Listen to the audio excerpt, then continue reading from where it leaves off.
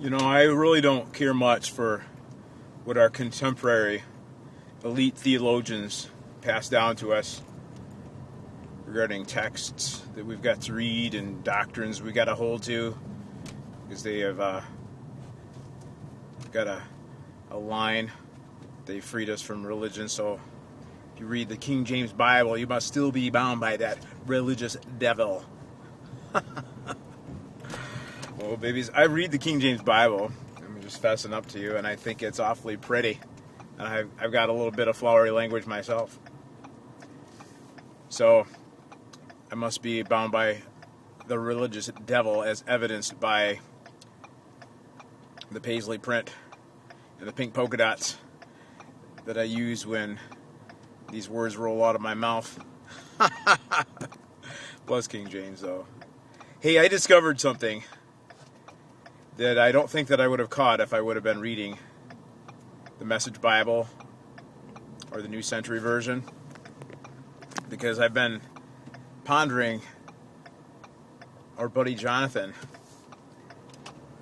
and the lad, the armor bearer, his boy that was following him into battle when he decided that he wanted to whoop Philistine ass.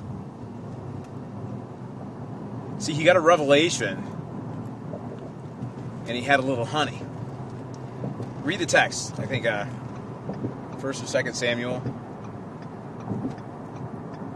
chapter 14. And it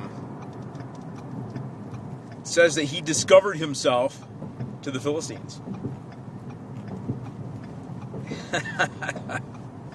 And so I had to find out. That's a unique way of describing warfare. That's a unique way of describing two men coming up on an entire troop of Philistines.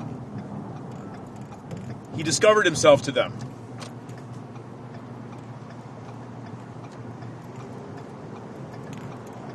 The circumcised discovered himself to the uncircumcised.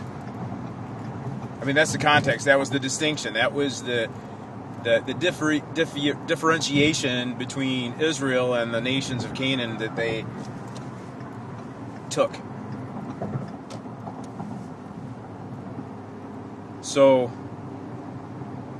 when I got into root meanings of words, I discovered that discovering yourself to your enemy, it's the same word.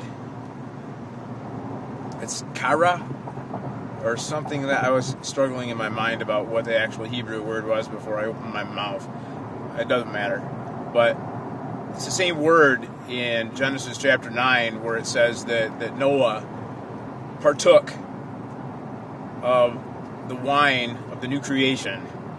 There was a destruction of an old world, and there was a gleaning from the first harvest of grapes that was fermented, and Noah celebrated all by his little self with some wine and became stupefied and was discovered by his son Ham,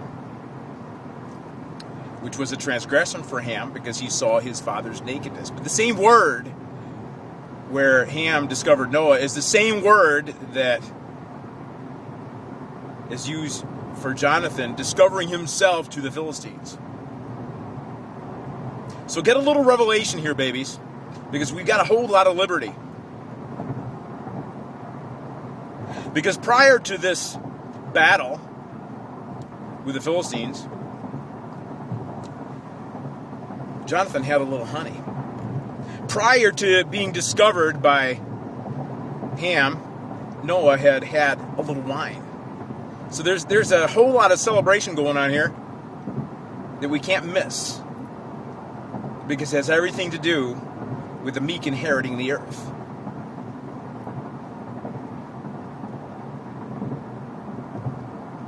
Because there was a decree in the land, institutional religion, typified by Jonathan's father Saul, the king, the hierarchy, had passed down a decree that no one should eat because they were biting their nails and they were trying to figure out, what about this Philistine scourge? How are we going to get rid of these? So there was an institutional religious decree that was passed out. Nobody eat a thing. But poor Jonathan didn't hear about that. He took himself a little honey.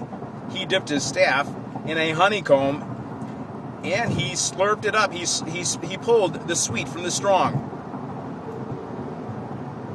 And he feasted on some honey. And it says it opened his eyes.